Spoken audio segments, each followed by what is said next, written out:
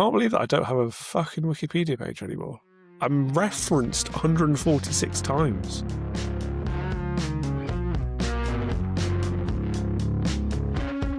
Welcome to Crash, the tech podcast about everything else. Today, that means the myth of journalism collapsing, the myth of politicians being anywhere near up to date with anything particularly to do with social media, and the myth that data centers aren't sapping the entire global energy usage. I'm Alex Hudson. And I am Chris Stoker-Walker. Journalism may be collapsing, but I am a collapsing journalist. I'm tired this week, Alex. Why are you tired? Just travel. Just always travel. I've been travelling to London. London is fun. London is not fun. London is too crowded. Oh yeah, shit, we were meant to go for coffee at some point, and then neither of us bothered to actually check it all. You know, as I woke up in the travel lodge, our famed travel lodge that long-term listeners will know the lore about, I did think that morning, should I message? There is law. There's a whole law. They charge you for broadband. They then don't have working broadband. They charge you to check in even 15 minutes early. There is a whole law behind this travel lodge right now. I think that Travelodge, I think they have bigger issues, particularly given the recent news events going on around Travelodge. What aside from traveling Travelodge, what were you doing? I was doing another one of my Pitch Perfect workshops on Monday, and then I was appearing at a science rights panel on Tuesday, which is a really interesting initiative designed to try and support young scientists going over some sort of project that they want to do, either outputting as a book or as a bit of journalism or something in between. And yeah, it is a really good initiative. I have a bit of advice to ask you, because I was trying to cut 1,000 words from a piece late last night to hit a midnight deadline, because, you know, deadlines, journalists, damaging. Why is an AI so desperate to cut 2,500 words from a piece and just make it 1,000 words, irrespective of the prompt? I reprompted, I reprompted. I even switched LLMs at one point. Both will go nameless for ease of having to somehow justify it. Why are LLMs still shit at the most basic of things? You can't count, right? I mean, they're not maths. They're words. They train on words, and this is the fundamental flaw that they often have, which is they have amazing, fantastic capabilities in some spaces, and then we think that they can do everything. And actually, what happens is they fail at sometimes the most basic tasks. I would imagine that it was just that I lost track of word count, and that got confused. It'll be the classic problem that LLMs often have, which is if you ask them to not do something, they overlook the not and they focus on the thing that they're not meant to do.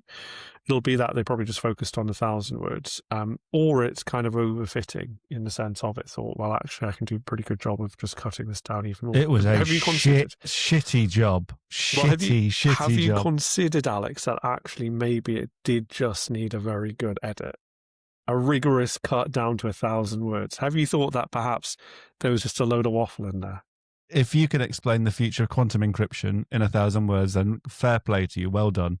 I don't think I can explain the future of quantum encryption in 1,000 podcast episodes, to be honest. Well, we're gonna do it in a couple of weeks, because whenever this comes out, we're gonna do it. I'm so excited. I now understand it. It's great. I'm going to be the quantum expert. When anyone BBC, when anyone gives a shit finally about quantum after they're done with AI, once the AI has collapsed, the quantum person they will call will be me. That's my aspiration. I'm going to keep talking about quantum until at least somebody listens, because AI is still the poster child, and quantum is definitely not, no matter how many government press releases say that it's the future, here's £2.5 billion. It reckons it can add 200 billion to the economy, which we haven't talked about on Crashed because it wasn't very interesting, but it will be eventually anyway. You say this, will it be? I still need convincing on this, I think. I think if it stumped Albert Einstein, I think if there's so much of Schrodinger's work tied up in this, if quantum entanglement changes the fundamentals of business, if there is that perception of ultimately infinitely quick computing combined with understanding the human brain, quantum is this massive, sprawling bit of unfamiliar science that challenges the very basis of classical thinking, just trying to translate that into a thing that anyone can grab hold of and make interesting to mainstream audiences is where the gap is. And so the government are trying like, look, this will be worth billions to the economy, hundreds of billions to the economy. There'll be 100,000 jobs, and that's where they're sticking it. But the actual core of the technology and the science behind quantum physics is enthralling. Just people can't grapple with it yet. I'll wait to be convinced. You will be. Well, I kind of fell asleep halfway through you explaining that, Alex. I mean, quantum is something that I often have to write about, but I find it very difficult. I think it's because I'm an English lit graduate who's just kind of like faking it until I get caught out. It challenges the very nature of thought. Just like our first section. That segue was not planned, but we'll go on to our main first, most important story. We're currently in the web traffic apocalypse, the job apocalypse, the media apocalypse, the quantum apocalypse, and the wars on many fronts, actual apocalypse, with the media collapsing, trust in democracy collapsing, and journalists only being trusted more than estate agents. Most of this happened before LLMs, before AIs came along to kill the pivot to SEO, after the pivot to video, pivot to social, pivot to newsletter, with dizziness felt in every newsroom. But what happens now could define where we get our news, the types of stories that are told, and even if news continues. So Sophia Smith Galer is a journalist, tech founder, entrepreneur, content creator, author, and someone who is voicing her new book in 15 languages herself, I found out by watching your YouTube the other day. So she was a BBC journalist, a Vice News one. She was named on Forbes' 30 under 30 list. And according to Vogue, where she was featured as one of the 25 most influential women in the UK, Smith Galer is at the forefront of a changing journalism landscape. And it takes a particular sort of journalist to reach millions by jumping on the sea shanty meme and talking about the Suez Canal. And on her Wikipedia page, Chris Stoker Walker is quoted, not sure if you've heard of him, from a piece in The Observer, naming her as one of the biggest ex-BBC names on TikTok. We could not be more excited to welcome her to Crashed. Welcome to Crashed. How are you doing? I'm very good after that introduction. Thank you. It's deserved. I mean, I was... Of course, everyone uses Wikipedia to research. Oh, Chris, you're fucking everywhere. Stop getting in people's Wikipedia pages. You've done enough. Actually, I have a funny story about my Wikipedia page. I didn't have a Wikipedia page for a really long time. And then I got invited to debate at the Oxford Union. And it's customary that they roast you at before you begin the debate. And it was a debate about influencers. It was actually me versus Ekin Su off Love Island and various other interesting characters. And as part of the roast of me, some Oxford students said, "You're supposed to be an influencer and you don't even have a Wikipedia page." Ha ha ha ha ha. Yep, it's true. I didn't have a Wikipedia page. Someone watched that debate. A Scandinavian journalist watched that debate, made a Wikipedia article, and then LinkedIn message to tell me that she had made a Wikipedia page about me because of that roast. Amazing. That is impressive. I definitely don't have one yet. I really want one. Chris, I feel Chris, you must have one. I haven't Googled. I haven't done that. I have one, you but must it's have shit. one. So if any of our listeners are willing to, or are Wikipedia editors, oh, maybe I don't anymore. I used to. I might have been deleted for inaction, actually. I did have a Wikipedia page. My claim to fame in terms of Wikipedia is not the fact that I used to have and no longer have a Wikipedia page. It's the fact that one of the stories that I wrote was basically the canonical start for the Wikipedia page of doxing. So I didn't actually get credited fully. I got credited as a C.S -W from an explainer that I did for The Economist Explains like 10 years back or whatever, talking about doxing when doxing was first becoming a horrible, horrible thing. But yeah, I need my Wikipedia page back. It's the only thing that gives me a sense of credibility. So please, if you're listening, help me out. Or you can go on Fiverr and pay those people that guarantee you Wikipedia pages, which definitely doesn't sound suspicious at all. Anyway, right, we're going to try and solve the problems of journalism. So, Sophia, can journalism survive AI? It needs to. So I hope the answer to that is yes. But I think what the early AI revolution has shown us is that this great technological leap is exacerbating pre-existing inequalities. So what do you need when that happens? Journalism, to hold institutions to account and put things right again, or at least begin that process and bring things to light. So I hope so. Can it do it easily or quickly? No. Why? Well, why not? So my personal skeptical opinion, based on working in newsrooms, is that change takes a really long time, and we do not have the luxury of time with AI. So I think some of the newsrooms that are having immediate success with it, I'm thinking especially of the New York Times, where the investigative teams are using AI. Of course, they're one of the first to sort of use it well because they've got the most resources. They are the ones who are able to ride technological change very quickly because they've been able to create the business model that can support that. When you said in the introduction all of these various pivots, the people who can pivot the quickest are the richest. I also sometimes think that the people who can pivot the fastest are teeny weeny and very agile, but don't really have wide institutional support. And we learned that from the sort of pivot to TikTok video. It was a lot of people who were either independent or could behave in quite an agile way in the places that they were working to implement it very quickly. If you wait for the monolith to change its mind, you'd be waiting a very long time. So let's get into the sort of the where journalism is doomed. So Reuters Institute reported in Jan 2026 that search has fallen around a third year on year. Google discovers around 21%. So Google Discover is essentially the sort of news homepage of Google. It's every sort of news journalist knows exactly what you mean without knowing exactly what you mean, but it's a sort of big traffic cow. And search referrals are expected to fall basically another half over the next 3 years as AI answer engines grow. Do you see the sort of, you mentioned the sort of pivot and the pivot and the pivot and the pivot, and now everyone's jumping towards LLMs despite the fact there's no traffic there. What happens now that search is dead? Has anyone figured that model out yet? No, I think one of the conversations and sort of takes we're hearing a lot at the minute, I'm really curious, Chris, what you think about this as well, but how the news publishers of indeed the present, but of the future as well, are going to have to figure out ways where they're catering to two different audiences, the human and the bot one, and what are the revenue models in those worlds. What we've been seeing before AI was the increasing fragmentation of the media landscape.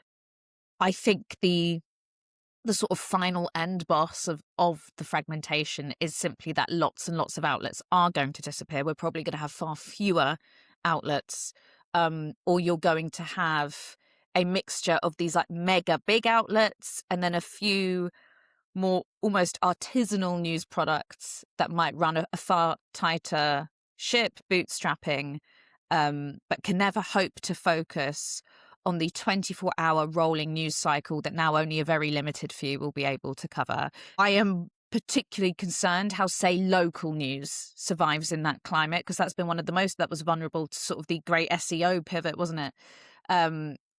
But yeah, there will be winners and losers. It's not like the whole industry is going to lose. Are you saying that you aren't jumping straight to the Grimsby Telegraph to find out what time Strictly Come Dancing is on? That's what local news needs to be doing. Is the Grimsby Telegraph a reach paper, or is that? I don't know if it's real.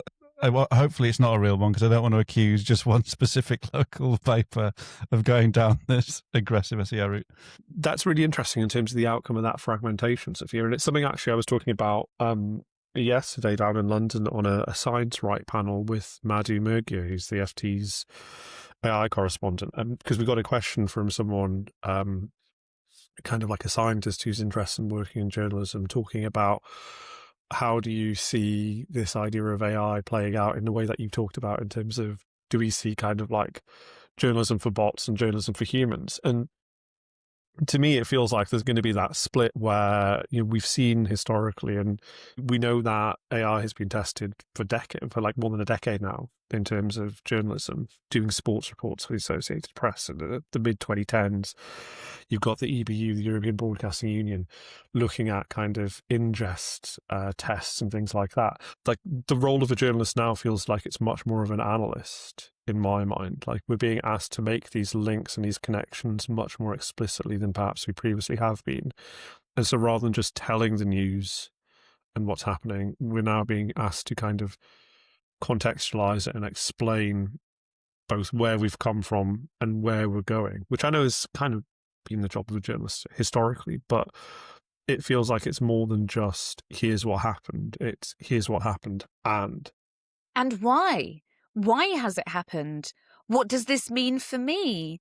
In some ways, the personalization that AI brings may lubricate some of that understanding. The traditional methods of journalism, it mirrored the information age we were in, where you were told stuff and you should just sort of accept it as how it was given. That doesn't really work anymore. And certainly the Reuters reports, I think they have identified, haven't they, that even neutrality, as it's been understood in the news industry, is not as important, especially to younger audiences, as it perhaps has been to older audiences. Elliot Higgins at Bellingcat calls it discourse making. That completely speaks to what I've seen on vertical video.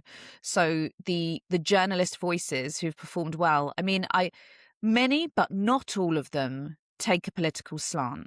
Obviously, there are you're allowed to take a political slant depending on the kind of writer you are. Obviously, if you're a news reporter, it's probably not good. But for the people who do take a political slant because they work for outlets that have a clear alignment, they are really the accounts that are performing the best, because they are giving their audiences more beyond this thing just happened. They're telling them, why has this happened? What does this sound like? Have we seen this before? If we have, what happens next? That's really what can help us understand and actually use the information we've been given, rather than have it just chucked at us and we're sort of just supposed to absorb it and move on. And when you talk about performing best, I appreciate the metrics change every 30 seconds, like page views, great, video length, median watch time, all of that crap. And we hopefully will not go too deep into this, because I know you're sort of a real advocate for moving people towards vertical video and making people think. What are the metrics that you're pushing people towards to make sure that they are sustainable and successful in these emerging formats? I really look at vertical video as platform risk mitigation. So when it comes to journalists, we have a bad habit, and that bad habit is X. It's a place where we used to network very successfully and have this wonderful feedback loop where we could communicate with those in our industry and sort of hyper powerful opinion elites and power players in society, like politicians and CEOs, where it felt like we were getting attention for our journalism. And the cold hard truth is, no, that was never the case. X did not drive eyeballs to content ever in that way. Did it build long-term relationships? Of course it did. I've seen that firsthand, but it absolutely crumbles in comparison to what I've seen vertical video achieve, which is far, far, far, far more saturation. So the journalists who have, and experts, they don't have to be journalists, but the individuals who are finding success on platforms like TikTok and Instagram, yes, they probably at this point will have accrued hundreds of thousands of followers. Yes, if you took a look at their account, they probably get a decent view number. Probably every time, if not every time, most of the time. And they have regular viral outliers that are hitting over 100, 200K views. And then a lot of these people will have anecdotes to tell you which can never be quantified or itemized to you by the Instagram analytics dashboard. So I can tell you that in London, I'm recognized minimum once a fortnight. And that is incredible. It's basically Instagram that's done that. TikTok's been part of it, but really Instagram's been one of the biggest drivers of it. That's remarkable, and something that mainstream media would never have achieved for me in the same amount of time. And it's certainly not something that X would achieve for an individual today, except in very rare circumstances. How is the recognizing going? Is it, I know you from somewhere, but I don't know where, or do they run up to you and be really excited about watching you across your social feeds? They'll point at me and go, once I was on an escalator going down and someone was on an escalator going up at Angel Station. It was like a middle-aged man, and he pointed at me and he went, "Language girl on Instagram," very excitedly. And that's amazing. That is the response I want. He saw me and his first reaction was joy. And he wanted to make sure I knew that he recognized me. And I love it when that happens. There are moments when this has actually happened twice, because now we are talking about mainstream media platforming, but I have been on University Challenge, and my team did very well on it. You won twice. We've won twice. And twice I have had someone come up to me in public to say, "Were you in University Challenge?" And I go, "Oh, yeah." And then they go, "Okay." They don't go, "I enjoyed watching it." They don't go, "Good job." They don't go, "Bad job." They just sort of go, "Okay." That's weird. I'll be honest, that's weird. But the vast majority of times someone recognizes me and they tell me not only whether it is that they like the content I do about language, they'll tell me about a specific video.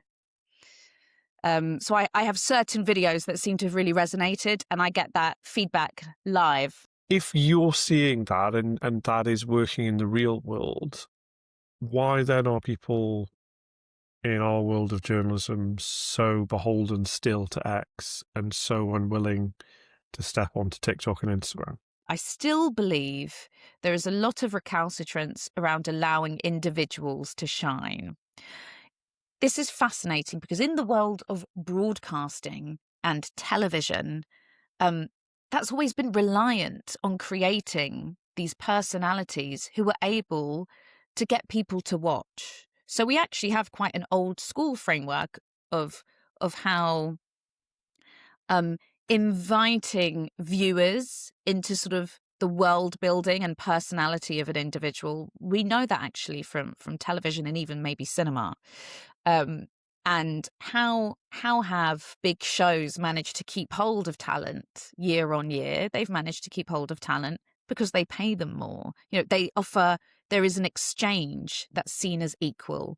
For what you're able to bring to us, we are going to recompense you. There is still some resistance from a number of newsrooms who do not want to put too much of a spotlight on individuals where they are. It's really common in Q&As that the audience will ask, well, how do you know that they're not going to just take their audience with them? Because now the fear is not that they're going to be poached. The fear is that they're going to launch their own Substack or launch their own independent media outlet. Well, how do you create the career incentive to make them think that staying with you is actually a better idea? It's possible. It's really feasible. So let's try and work out if the media is going to be doomed by AI or it's going to be given this sort of, I was trying to come up with an analogy about like Murdoch rushing through the sort of flailing news industry, well, in 69, but mainly throughout the 70s, of coming in and entirely redoing all the red tops and kind of revitalizing is a tricky word when you're talking about Murdoch, but changing the way that news was consumed and changing the way that news happened. Is there a parallel there between the sort of shake-up that Murdoch enabled with News of the World and The Sun and others? Or is actually the change more fundamental? What I'd like to do is weave that into the question that you just asked, because I see a big link. What vertical video did, it basically prompts an existential crisis for lots of newsrooms, because vertical video forces you to create a product that's audience first. You can't actually really dictate or bring in rules that you think are important, because the algorithm will really heavily punish you for it, and the digital audience will punish you for it. So when you have to remember that every time you publish news, that you have to think about packaging it in a way that's actually going to be watched by audiences, it forces you to decenter yourself a little bit. When it comes to adopting AI in newsrooms, we should be learning from that lesson.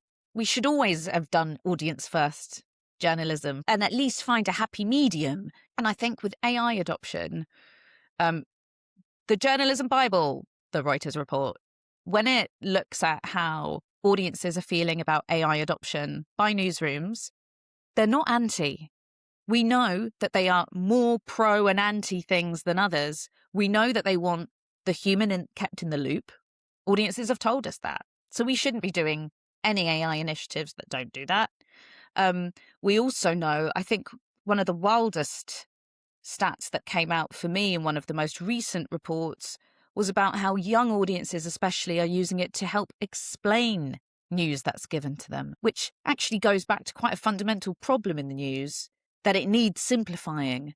Otherwise, they wouldn't need AI to help do that for them. Newsrooms will find success and not lose trust with audiences if they listen to some of these statistics. An excellent example would be the New York Times getting their human reporters to collaborate with the AI initiative internally that built a semantic search system for the Epstein files using AI. Incredible. That meant that they could report far more quickly and with far more with accuracy and get stories out in a moment where we desperately needed them. That's I think an excellent use of it, because the very expert humans were kept in the loop, and it was really good way of trying to pass through data. Getting machines to talk to the other machines is a sort of smart use of AI. I was really shocked to see that a local BBC radio station instead had published a sports bulletin entirely with an AI generated voice and not a member of their radio talent. I'm not sure how the human has been kept in the loop in that scenario. And unsurprisingly, to everyone I've spoken to, it's been immensely unpopular. Same thing goes for that Washington Post podcast that you might be aware of that was also AI generated. These have not been popular, but that they're going against the evidence we already know about. So how are these decisions even making it past meetings? Yeah, and there is an awful lot of throwing stuff at the wall and seeing what sticks at the minute in terms of AI. And it's been fascinating the last week or so to hear the discussions and disclosures that people are making around their AI usage. So we had the Fortune editor who is writing 600 stories in 6 months, basically single-handedly using AI and then using it as a kind of first draft and only editing from there. You've got the freelance book reviewer for the New York Times that got caught out by using AI for trying to like lengthen his review to make word count, and then they've kind of severed the ties with that person. It feels like people are trying stuff, and Sophia's right in that, like, if you have a disclosure and if it is clear where it is being used, then it's good. But the idea of it kind of fundamentally supplanting, I think, is difficult, and that's why to kind of tie it back to the vertical video thing as well. On the Wall Street Journal thing, that piece where this guy just sort of automates his workflow essentially and doesn't really do the old school going out talking to people, building source base. He just uses machines. He's the only person I've seen written down that's written more articles in the last year than Chris has. What is your view of that? That is that person's process. Is that a blip, or is that an emerging trend? It can be very tempting to just kind of go inch by inch towards it being automated more using AI. But like, to me, the idea of actually the reporting is still the reporting, and that is very much human led, and the end product being human is also vital. So yeah, my stack, we talked about it last week, I think it was as well. The week before. We have talked about your stack many times, Chris. Yeah, but we know it's finding the things that are happening in the ether, and then at that point it gets handed over to me, and then the human goes, okay, well, is this a story? What is a story? Who do I speak to? How do I tell it? What do I then do? What is the best angle? How do I pitch it? Like those. From that point on, I think it kind of still needs to be human. But like there is this kind of like, I think that the discussion that we're having around the controversy of AI use and the kind of people being caught out are people who are using it perhaps somewhat naively. Yes. In the sense of it's not meant to be a one-to-one replacement. It's meant to actually, again, sorry, this panel discussion was really interesting. Madhu from the FT, she kind of, I talked about what I'd done, and she hadn't heard about it because she'd been on maternity leave for the last year or so and has only just come back. And she kind of like paused for a second. She went, oh, that's actually like a really interesting way of doing it, because what you're doing there effectively is you are augmenting, like you're giving yourself like an extra limb rather than actually just having it entirely replace you. Because it solves that problem of, well, can you trust the output? Is it actually factual? What happens to that kind of trust deficit that's already an issue for journalism?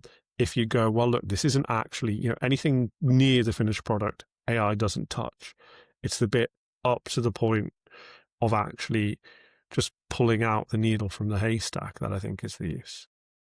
Yeah. And something else that I'm building at the moment, I've spent months gathering data to try and map London's languages for the first time. It's taken me a ridiculous amount of time, loads of FOIs across loads of different public authorities, a public survey that I put together with the linguists consultation, and then some community outreach and just online investigation. And the New York version of this map that the Endangered Language Alliance helped set up in the United States, that in web development cost tens of thousands of dollars. But with Claude Code, in theory, there should be a way for me to be able to display this map, not having to spend anywhere near that amount of money. So without AI, this project just wouldn't exist, because I'm doing it I'm doing it by myself. No one's paying me to do it. It's all in my own time. It simply would not exist without it. And I really strongly believe that a map of this nature should exist. And so then it's not a question of whether journalism can survive AI, but it's more how much better can journalism get because of AI, with you two sort of, well, three of us as sort of evangelists in this space. Is that, and so is the death greatly exaggerated? Is it more the fact that editors and senior traditional media figures are still using it wrongly to the point where it's going to end up exploding the industry? I get really worried that these edge cases where people are frankly just being really clumsy with how they're using it, possibly because they haven't been set up with the AI literacy that their employers should be giving them, they are causing problems that are going to make people very anti-AI and not want to adopt it anywhere in what they're doing. We're already seeing AI exacerbate inequalities. For example, I believe there is already sort of a gender gap when it comes to adoption, that men are more likely to adopt AI than women. I get really worried that we're going to be anti all AI use rather than against bad AI use. I was asking a AI LLM to do an edit. I was 1,000 words over the word count, so I interviewed 2 gender males, 2 gender females, and the AI just cut the female voices out. I'm like, that. What? Hold on, that has to be a coincidence, right? But I was like, that can't be true. That can't be the way that this is working. Yet I tried it across another LLM. It did the same thing. So there's a lot of work to be done there. And then it also cut it cut it down to 1,000 words rather than 2,000 words. And then there is. I appreciate that it's probably human error and prompt error, but the sexism within LLMs is well documented, and there is more work to be done there. But yeah, it's then a final question. If twice as many people are working in journalism in the UK as were in the 70s, so it's just over twice as many journalists, why do I feel, and why does the industry feel like journalism or the newsrooms are dying? Well, I don't know how many jobs are being advertised. I don't know how many well-paying jobs are being advertised. 0. Open question.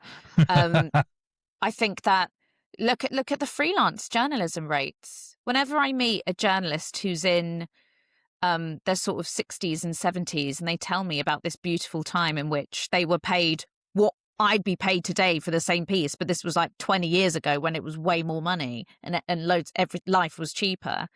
The fact that they have just gone unchanged is wild. So, John, I used to work with Radio 4 presenter John Humphreys, and his advice is always never accept less than £2 a word if you're writing a story. Which, I mean, bless him. I have never been paid £2 a word for stories. I'm sure neither of you have. So, just also, I'm not John Humphreys. So, different costs for different levels of fame, but it feels like a sort of bygone era. Also, just on your question, Alex, you're missing out the important context, which is that for good rather than for bad, the media landscape is much more varied today. There are an awful lot more publications with an awful lot more different voices. It's just, it comes back to that thing that Sophia was talking about at the beginning of the conversation, which is we're seeing that fragmentation, or the kind of benefits of technology mean that you can, as a single journalist or a journalist collective, a 404 media or whatever, go out into the world and spin something up that might not be as broad-based or as kind of well-established as those traditional media outlets would have been in the 1970s. But like, I find it hard, like I understand why there are more people working in the media while also we think it's dying. It's because the idea of an old media monolith is dying. Something different is taking its place. The challenge with that is like, how do you get from A to B? There has to be that kind of tumult that goes on in between that I think we're grappling with, and it does mean an awful lot of discomfort for an awful lot of people who lose their jobs in kind of traditional roles and instead have to move into that kind of freelance world. And set up technology podcasts, which everyone listens to and everybody loves. Sophia, where can everyone find your work, and where would you like people to get in touch, if not on Angel's escalators? Yeah. They're welcome to speak to me in public as long as they're polite. LinkedIn is the best place because that's where I probably pursue industry conversations like the one we've been enjoying today. But if you like language content, I do journalism about language and languages, and that would be found on platforms like TikTok and Instagram, and my podcast Word for Word, and my upcoming book How to Kill a Language, which you are recording in all 15 languages yourself. I assume you would have got an AI to do it in different languages. No, I listened back to transcripts from when I did the interviews.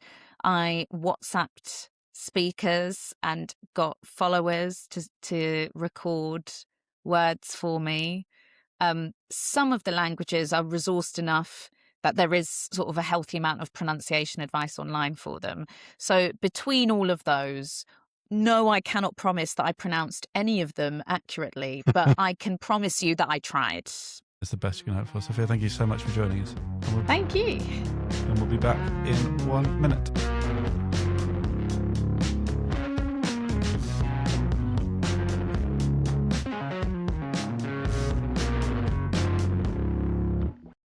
I can't believe that I don't have a fucking Wikipedia page anymore. 100, I'm referenced 146 times. That's definitely staying in. Wait, hold on. How do you tell how many times you've been referenced? Because I searched myself, search results, Chris Stoker Walker. And there are 146 references. Well, come back. Depending on how much of this we leave in about Chris complaining about how little or how much he's on Wikipedia. I've got a feeling that within the next 7 days, you will have a Wikipedia page of some sort. It might be you writing it. Do you reckon that's going to happen? I would not write it. That's not allowed. And I follow rules, is the one thing that I do. But would you pay someone on Fiverr to get it done for you? No, people have actually. I get those emails all the time. I also get emails about, you should promote your book using this thing that we do. It's like, no, thank you. That's very different. You can appear in this new magazine that you have to pay for entry into, like, because it's still 2005. Like, that's a thing that exists anymore. Use your Instagram. Anyway, actually, welcome back. Social media has overtaken news brands as the primary source of news for MPs, according to a YouGov survey.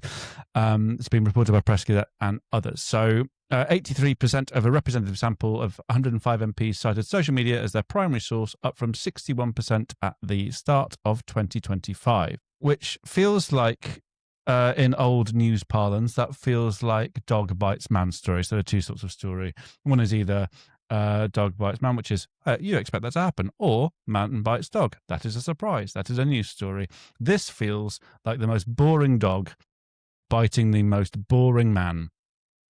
We're still covering it. No, it's interesting. Chris, why is this news? Because MPs are news, right? I mean, that is the fundamental reason. I suppose I was not hugely surprised by this in the sense of, well, the general population is like this, and MPs are meant to represent the general population, so therefore should it be surprising?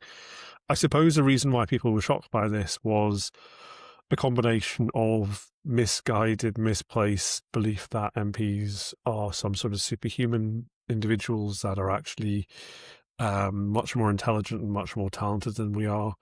Not denying that there are. Do people think that? Well, I think that they think that they have a responsibility and a sort of presence in society. That means that they should be keeping on top of things by solely consuming their media diet through The Guardian or The Times or the FT or whatever. And there are probably some people who are like that, but I think that the shock has been that this is quite so high, and it feels like it's been a negative reaction to this. I don't see it as that, actually. I think it's quite a positive thing, as long as it's a blend of both. You still need that kind of reputable sourcing and media sort of diet. But at the same time, I think that you would not want a politician that completely absolve themselves of social media, because then how on earth do they have any sense of the pulse of what is going on through a large part of their electorate? Yet the most used social media platform was WhatsApp, which isn't a social platform, and Facebook were the two most common. Behind that, then it was Instagram, and then X was still relatively high. Given that WhatsApp is the most popular social network for MPs, how much are we to read into this YouGov study? Not a lot, given that as you say, they mischaracterize this sort of stuff. It's not been a great week for polling, has it? In terms of one other poll had to be rescinded from public distribution because of allegations that it had been tampered with by AI responses that had perhaps kind of shaped or reshaped or misrepresented the actual findings, something that the polling company was very keen to highlight.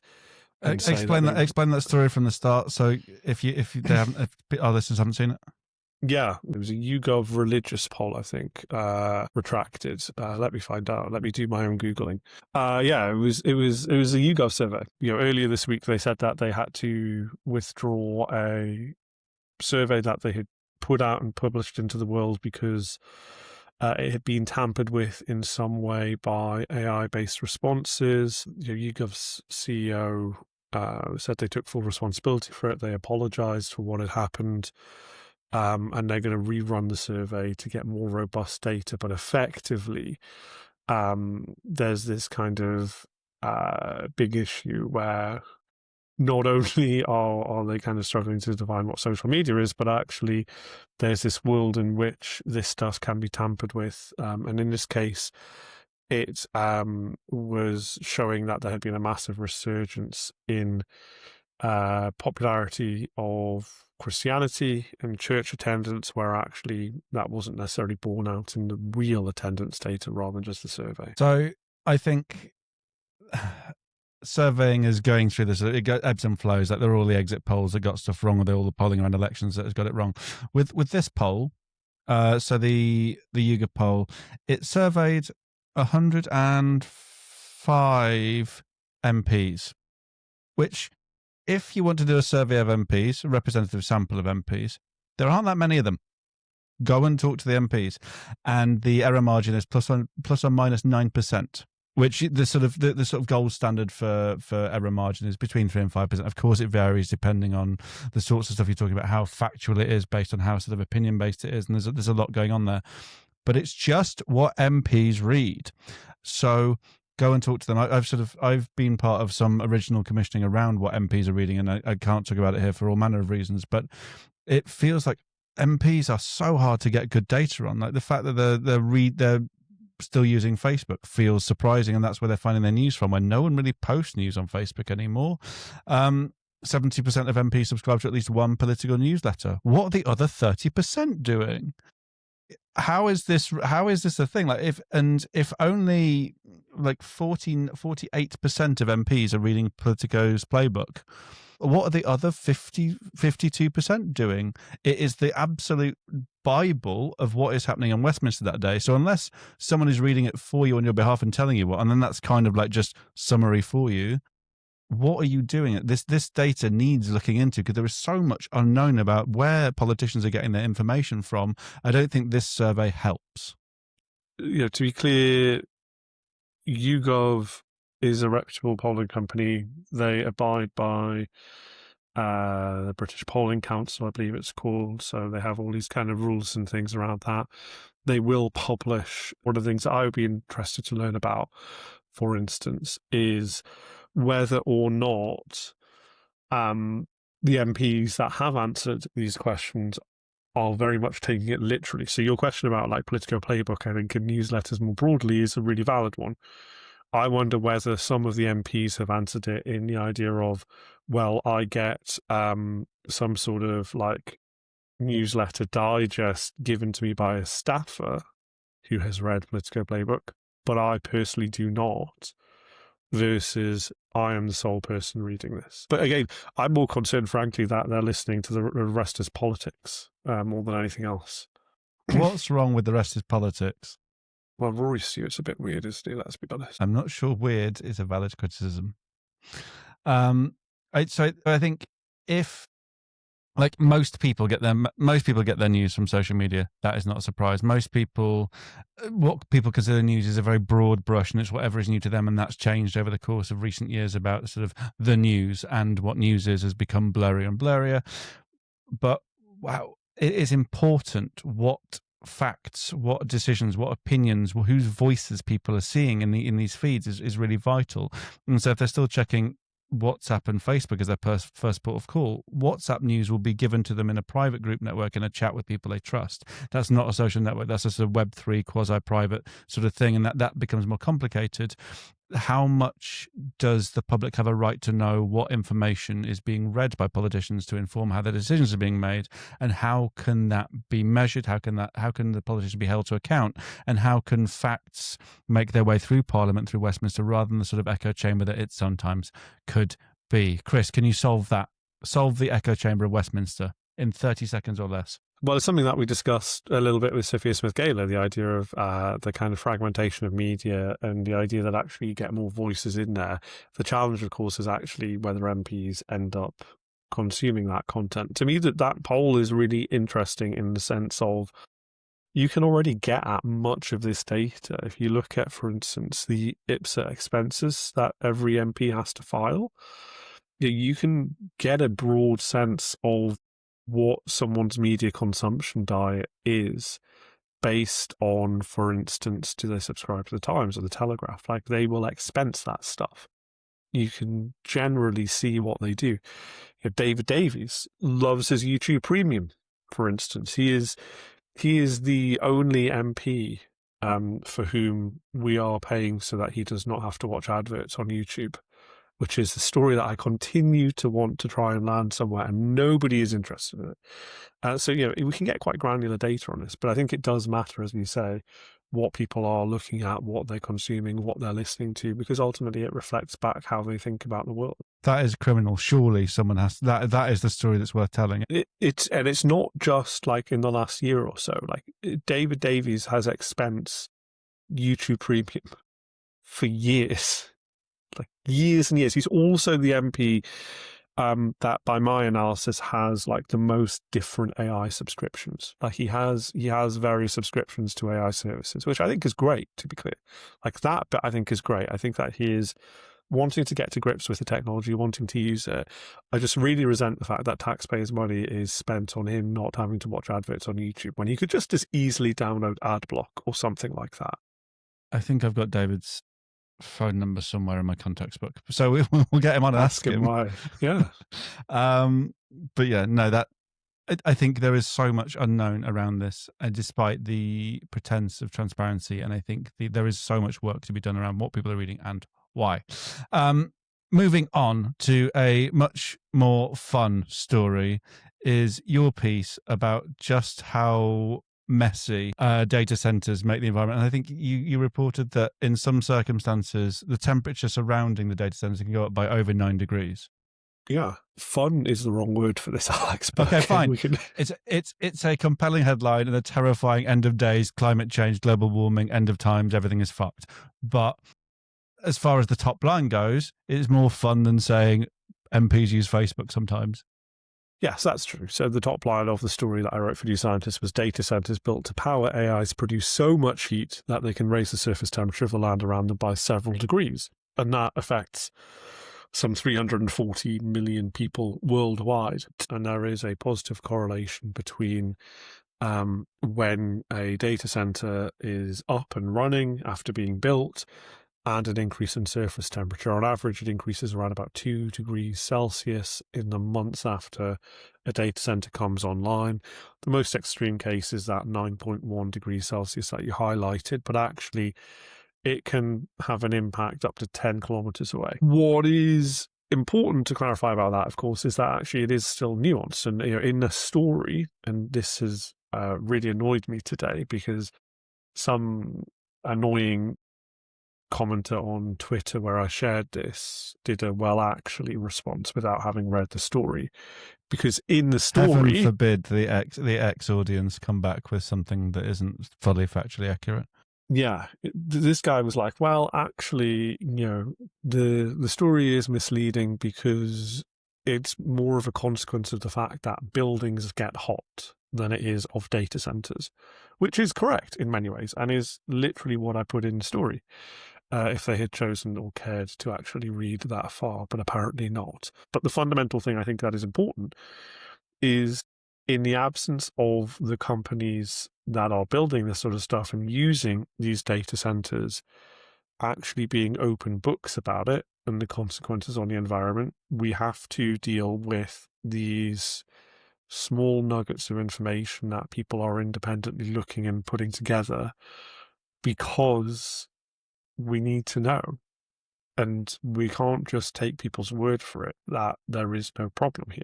Like, it needs to be properly interrogated. So on the one side, you have AI companies, tech companies maybe selectively releasing information that makes it look like there's not all that much impact. On the other side, you have groups of environmental researchers saying, well, there must be some impact here. We just don't really know what it is. And until we get that clarity, we're kind of muddling along anyway. This article came across my desk because I was having an argument with somebody about the real risk to sort of energy drain being short term, because I was like, quantum will solve it, which turns out in my research I'm so wrong about, which is annoying. I hate being wrong, particularly on something that I'm so strident about. I actually ran the numbers properly. It's just a mess. But so to your point, I don't know.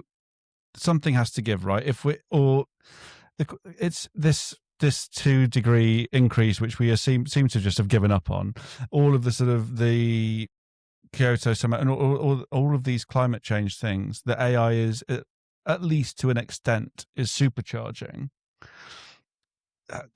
Does there not? What is there a solution, or are we just going to jump into more and more climate change, global warming because of AI, and no one's really going to regulate to stop it because of the economic consequences? It kind of looks that way to me at the minute. And I think we will probably walk into that position because the AI companies are saying, hidden behind this, there is a massive solution that AI can fix this in much the same way that you said quantum can fix this. I'm not sure that's a dead-on certainty that will actually happen. And that, I think, is the worry here, is that we're being told you have to have short-term gain for long-term pain in terms of the environmental impact here, because AI will solve this solution. We will find more efficient ways of doing things. I'm not as convinced. Deep breath. Everything is doomed. And with that, we'll be back in 1 minute. Everything is doomed.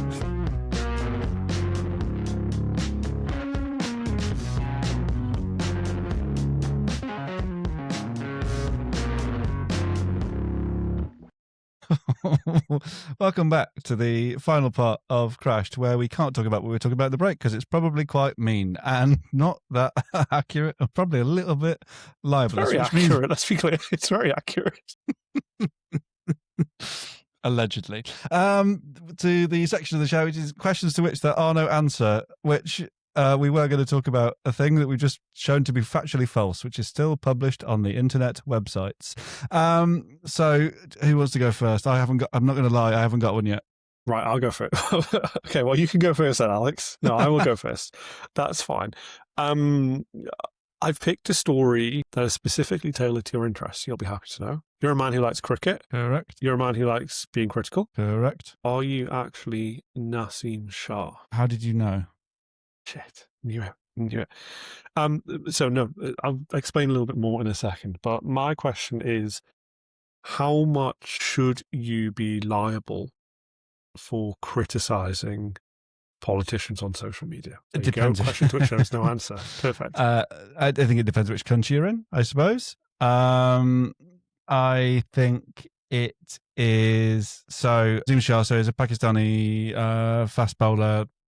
He's been given a record-breaking fine from the Pakistan Cricket Board Because, Chris? Because he aimed a barb at Punjab Chief Minister Maryam Nawaz, who was a guest of honour at a Pakistan Super League match and took part in the opening ceremony, and basically said, why is she treated like the Queen at Lord's?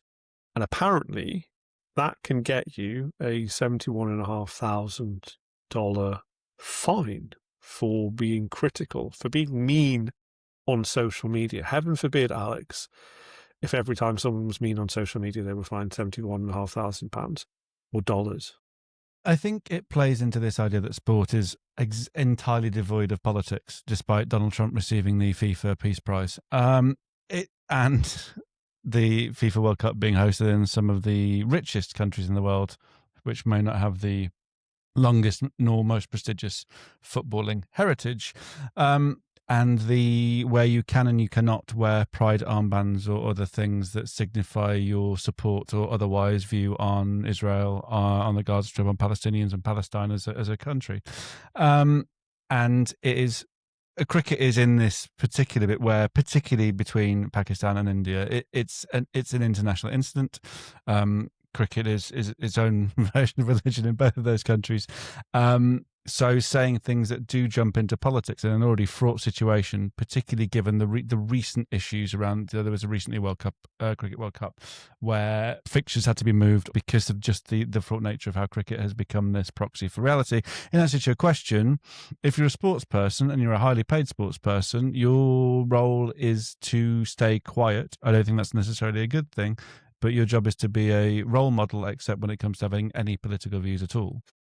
This story, by the way, was surfaced to me by that little AI. So I'm feeling very smug about the fact that that's worked, because it's pulled up a story that I would never in a million years, as we discussed with Sophia Smith Galer earlier, have looked at or thought about. With my question to you, I'm going to cheat, and it shows how little time I had to spend this morning on getting one, is will journalism survive AI? We already answered this, Alex, and we came to no actual conclusion. Yeah, which means there is no answer. Yeah, well, you can't win the game by this. Maybe then the question is, given you that can't have three questions. Well, one's been cut out. You'll never hear the first one. You can't have two questions. There's your pickup. There you go. Given that UK media revenue has grown across decade after decade after decade after decade, where is all this money going, and will it ever stop increasing? And why does journalism feel like it's dying? So one of the things that we didn't get into in that conversation is, what is the definition of media? And I think that is the key question here. So if we're talking about kind of journalism, then we know, and I think we're not wrong in assuming that there is a really challenging environment for it. Media is much bigger than that, isn't it? That can include movies and TVs and things like that, which we are very good at in the UK. And so that might help explain why that number is going up. But, I mean, AI's impact will come for that as well, eventually, I suppose. Gosh, this recording has been going on so long. Washing up on our shores. I don't fully understand why we've been recording for so long. This is No, I don't know. Tangents, many tangents. You've been listening to Crashed. And everything as popular as answer the question before you are freed. I can't, Alex. I can't. I'm stuck in a crypt of my own making from cryptography's inability to be a question to which there is no answer. What was the question? I've forgotten what the question was. Crashed is that is too much, enough, not enough, all of those things. I think we're both just fried from the weeks that we have had. So Crashed is Everything Popular is Wrong production. Follow us on all your favourite podcast platforms. The title music is from Nuffer. Check them out on all the streamers. We're hosted by Acast, assisted by Riverside Studios, and we're published every Thursday morning. Get in touch across any social platform, or say hi to us on Angel Tube if you so wish. But say how great we are, how terrible we are, if you just want to chat about anything we have covered or anything we should cover. You can find me at Alex Hoods across all social networks. Follow Chris on X at Stokel. All these links are there to other ones. If you want to support the podcast, go to crash.substack.com or search for Crash Podcast on Substack or Google or whatever the hell you want, and we'll be back next week.